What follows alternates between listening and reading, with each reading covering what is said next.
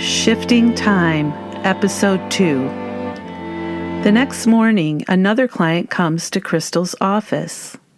Alison is in her 50s and has been there before, so you can tell she feels at ease.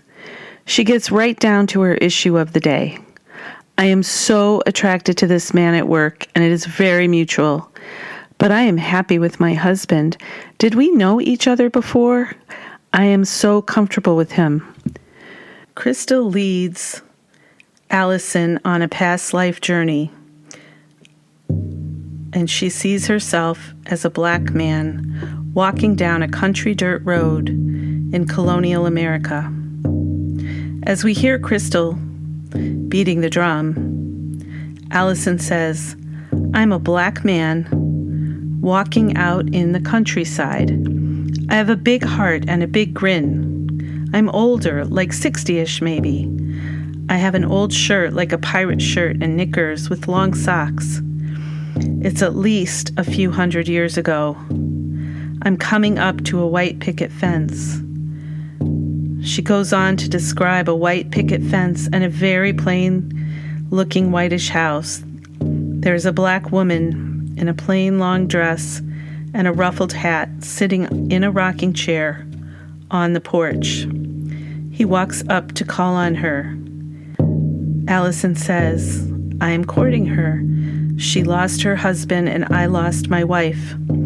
We both have grown families with grandchildren. Now it's our turn to be together. It feels like we've always wanted that since we met many years ago." She sees a flashback of them meeting each other at some event with lots of black people, like a big barn dance.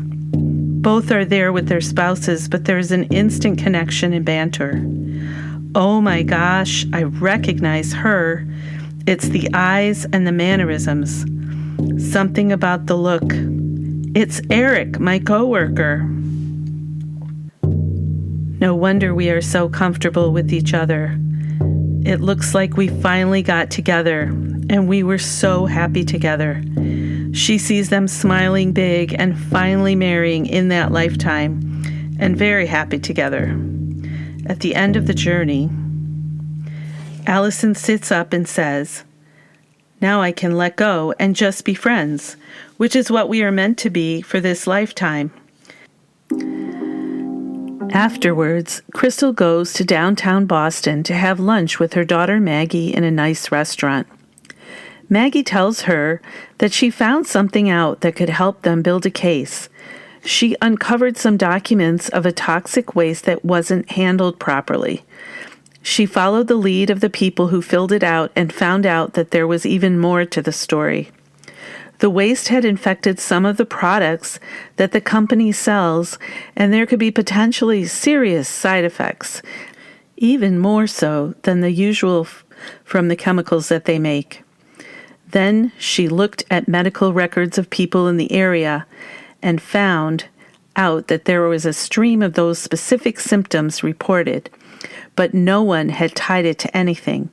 She had gotten the list of names and started interviewing the people about what products they used and found that every one of the people with that condition had bought the Cryel product.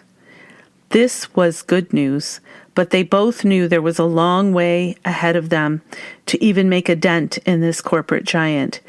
They had a large legal department being paid to squash any challenges or issues that would come up to tarnish their name. They also knew that they had to move discreetly to not attract attention. Every day, Crystal asked higher-level beings for protection for her daughter for this work. She also knew how well protected she was. Her guides and her daughter's guides would tell her how she had extra bouncer-looking guides around her so that even if she were to walk through a dangerous part of town alone at night, no one would touch her.